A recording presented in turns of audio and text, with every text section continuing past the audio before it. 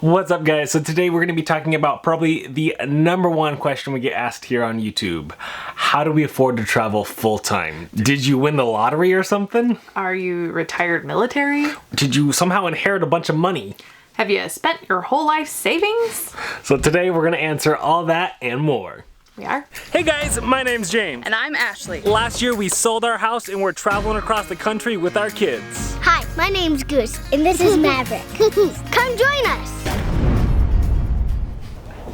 So I think the best way to answer this question is to rewind back to 2 years ago when we decided to sell our house, sell most of our stuff, buy an RV, and do this crazy RV life. So first off, we did own our house. We weren't renting, so thankfully we had some equity in our house and we were able to sell it, and that way we had some sort of a savings as kind of like a buffer. So worst case scenario, something horrible happened, we weren't going to be completely destitute. Right? In addition to selling the house, we also had garage sales where we sold a ton of our stuff. Because when you live in a house, you have all sorts of nooks. When you living in a house? You have all sorts of nooks and crannies where you just accumulate. Do I have stuff on my hat? Well, hair. Did you lend your... What can I say? Gray hair. Just. I was blonde, darling. I was blonde. You just have so much stuff. So we sold stuff on Craigslist. We had garage sales. We gave a bunch of stuff to Goodwill. Now we did keep some things that we just felt were must-haves. Like, what were some of the must-haves that we had? Couches and books.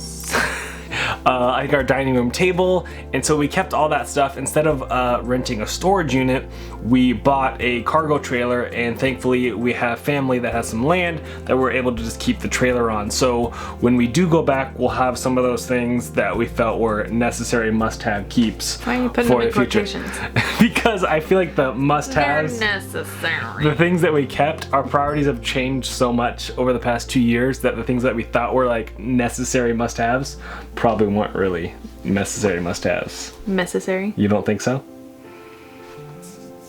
Yeah. I don't know. But to answer the question that you guys all have been asking, do you work? Do we work, babe? Never. What's that? Yes, we work full-time. It just doesn't look like we work full-time because what you guys see on here just looks like we always are playing. My family, my dad in particular, always gives me crap like, you figured out how to just have fun and make a living off of it. And yes, it looks that way, but the number one thing that we work on is YouTube. That is where probably 80 to 90% of my focus and attention goes to, is creating these videos and these educational things for you guys. And yes, we do make money off of it. So there are actually 3 ways in specific that we make money from YouTube. And first off, and most obvious, is what's called AdSense. And AdSense is just the money you make from the ads that play at the beginning or the end, sometimes in the middle of your videos. YouTube or Google puts those ads on there, and then they split the revenue with the creators. It's roughly 50-50 is what it is. And before you guys freak out and be like, what? You make 50% of the ad revenue on all those? It may sound like a lot more than it is, but the amount of money you make from AdSense ranges dramatically, anywhere from as low as 50 cents per 1,000 views all the way up to the Outlander of being maybe $10 per 1,000 views. Outlander is, what is that, a TV show? That's a movie? TV show. Anyways, but I would say your average is probably closer down to that dollar range per 1,000 views. So you aren't making astronomical amounts of money, but it does help. And that is probably the first and most obvious way that we make money. The second way that we make money from YouTube is through our sponsor time that we've just started adding in. It's not that we've never had sponsored videos before, but this just kind of lets you know that that's what it is. We want to be very transparent about what videos are sponsored and what is not. And this kind of helps us let you know, hey, this is sponsored. We are making money off of this. If you hear Maverick in the background, I'm sorry, she's just waking up from her nap. This is how it works. This is real life, like people. 10 minutes to like wake up, because if we walk in there, dear Lord help us all. But brand deals are a great way. Sponsor time is just what we've named it. Brand deals is kind of like the more generic term of working with brands and integrating them into your videos. So tons of creators do it, and it's probably one of the best ways that you can make money as a creator online. So that's something we've been trying to do a lot more of, but we don't just promote any brands. Like, specifically, everything we do is stuff that we think you guys could benefit from and that we think is a good product. We get emails from all sorts of companies that have nothing to do with our channel, and we just like, no, I don't want to, like, sure, you could give me money, but then it wouldn't make any sense for me to talk to you guys about it. So we're pretty picky about the kind of stuff that we have be in our sponsor time. Third and final way that we make money, or not necessarily make money, but allows us to travel and do more exciting things because of YouTube, is we do what's called trade deals.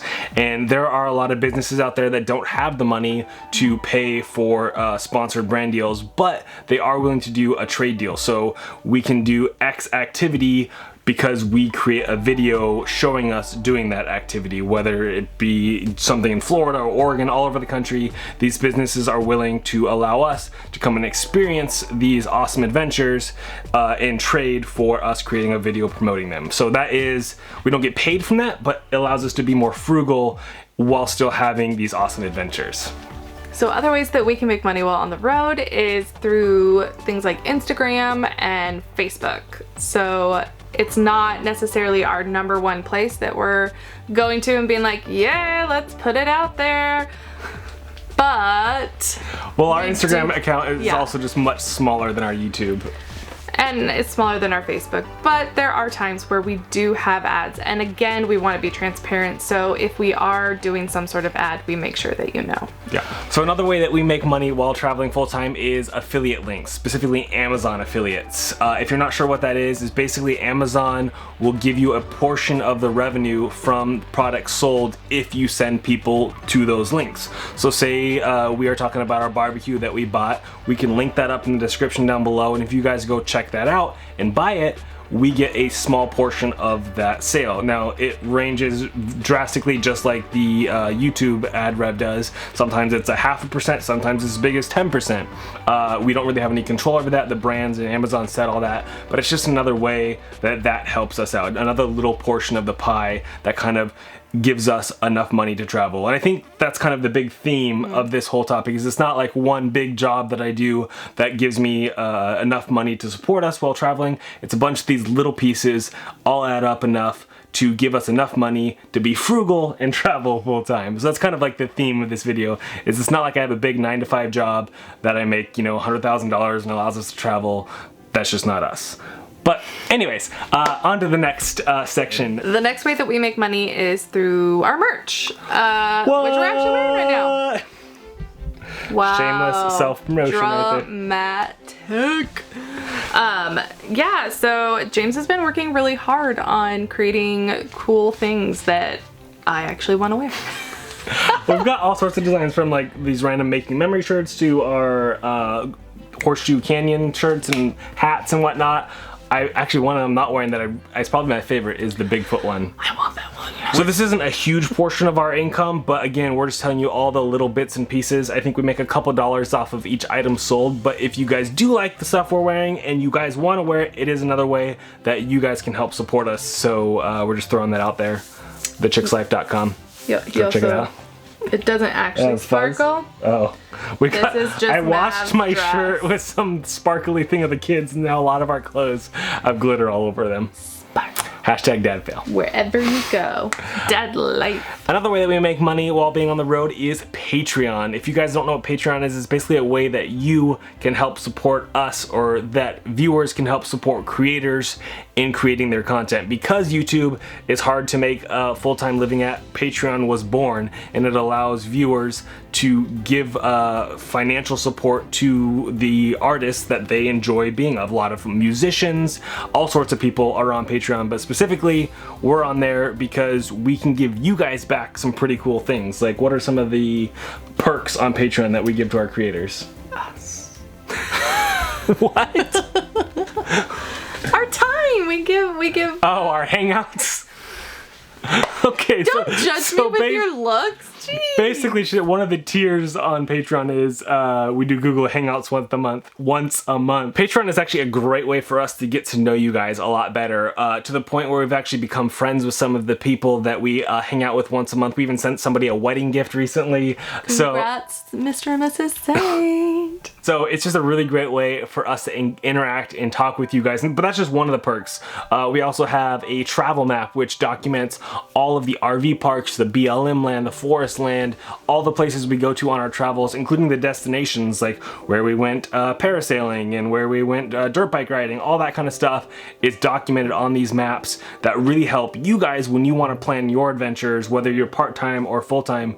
The maps are a great resource. And he's done an amazing job, you guys, because it's not just where you want to go, like parks and things like that. It's also, a lot of it has cell reception, like what we got, or where we dumped, because, you know, you gotta Poop dump. happens. And just where we got water or things like that. Important things that you don't always think about until you're in desperate need, and then you're like, well, shucks, now what?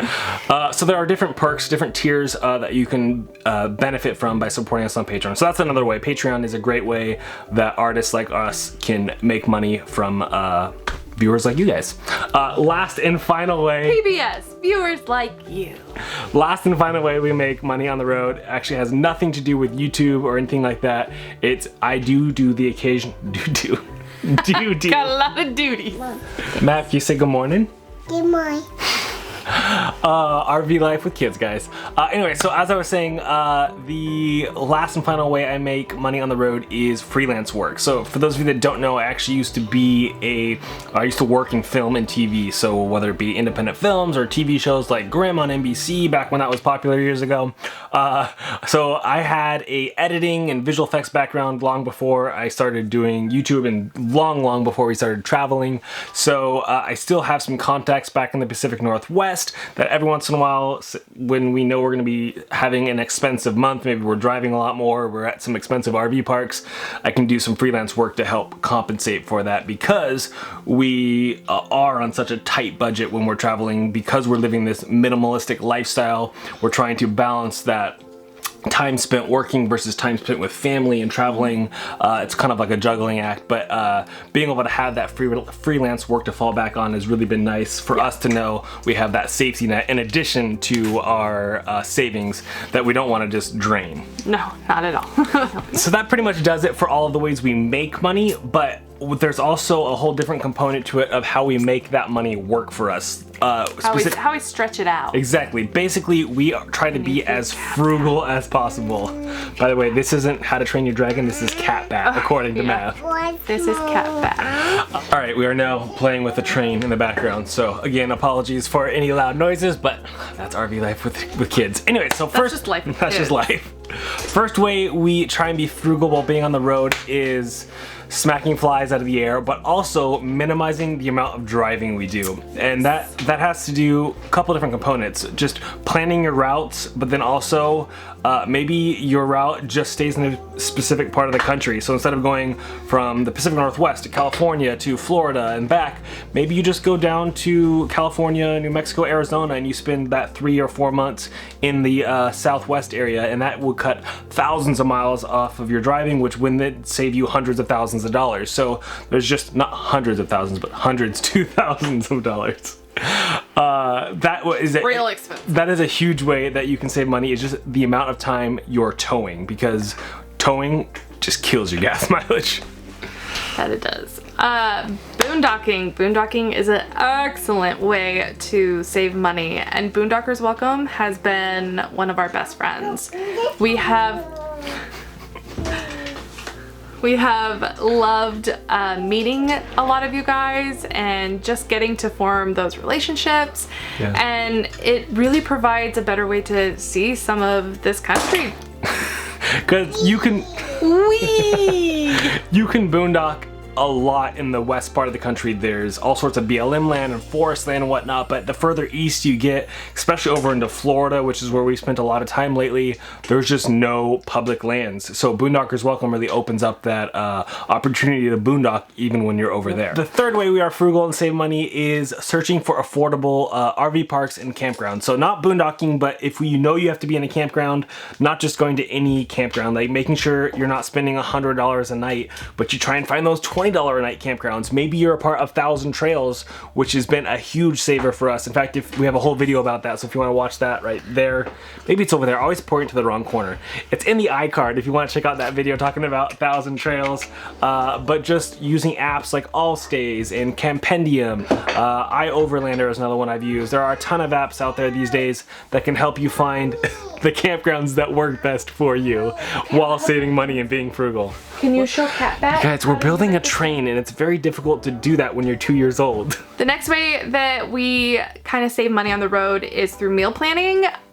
We make sure that we're trying not to waste food. We're just trying not to waste food. Ashley does a really great job. In fact, she's got this whole like shopping list and meal planning things that she outlines all the stuff with, so she figures out what meals we're gonna do, because not only from a frugal standpoint, but from purely a real estate fridge wise, we can't just go to Costco and buy a ton of stuff. So she does an awesome job. I just plan it out for the week and just get what is needed, so that way we're not spending a ton of money and then be like, oh my gosh, we didn't eat this. Yeah, I forgot that was in the back of the fridge. That's the thing I hate about big fridges. They're amazing and they give you all the space, but you just waste so much, or at least we did when we had a big fridge. Last way that we be frugal, and actually this is like a pitfall. We be frugal. This is a pitfall of a lot of new RVers, is you treat this lifestyle like you're on vacation. And we did that. We were guilty of it. We were moving nonstop. We were doing all sorts of activities like day after day. But this is not a vacation. This is RV life. So you have work days, you have adventure days, and you have just like chill days. And so by having those designated days, it saves you money because you're not traveling every day, you're not going out and spending money on entertainment every day. If you treat this like a vacation where you're doing stuff every day or even every other day, going out and spending hundreds of dollars on activities, you're gonna spend a lot of money real fast. Not to mention just the burnout factor is insane. And on the topic of activities, finding affordable activities, which is why we love the national parks and the National Parks Pass in specific, because for about $90 you get access to all of the national parks for the entire year, that saved us hundreds of dollars. Oh yeah, you could go to 3 national parks and earn your money back. Yeah, it's pretty amazing. So if you guys are going to be doing any sort of traveling, definitely look into, I think it's called America the Beautiful. It's just the National Parks Pass. Such a great investment. That kind of does it for the way we make money and the way we make that money work for us, but that is not the only way to do it. We have met so many full-timers that do stuff completely different than us. Like, what are some examples of full-timers that we've met? People that have real estate property and that's how they make money. They travel 6 months out of the year, work 6 months out of the year. Yeah, actually one of the cool examples is we met a family that lives in Alaska and they do like tourism and that kind of thing up there during the tourist season, and then they come down here during the cold months and get out of Alaska when it's miserable up there. So that's really cool. Or we've met people that run hotels 6 months out of the year. Or they run campgrounds 6 months out of the year. So that's kind of like one aspect is like the split thing, but there are also people that do remote jobs. So whether it be web design or like SEO management, there are other people that do similar stuff like us, like YouTube, social media stuff, but that's not the only thing. Like there are so many opportunities these days with the advent of 4G and the availability of Wi-Fi, we boost things where it boosts that 4G speeds, that you can do remote jobs all over the country, not just in this kind of entertainment field. So that does it for today's video. Hopefully this kind of showed you guys how attainable this lifestyle is. You don't have to have won the lottery or inherited hundreds of thousands of millions of dollars to make this work. You could potentially be doing your job right now on the road if you worked hard enough. Yeah, there are so many opportunities. But it's not even work hard enough. You could potentially be doing this if you have a way to work remotely. Yeah, exactly. If you research it, I bet you there are a large portion of you that could do your job remotely. But until next time, guys, remember, stay positive, get out there, life is an adventure. So make some memories.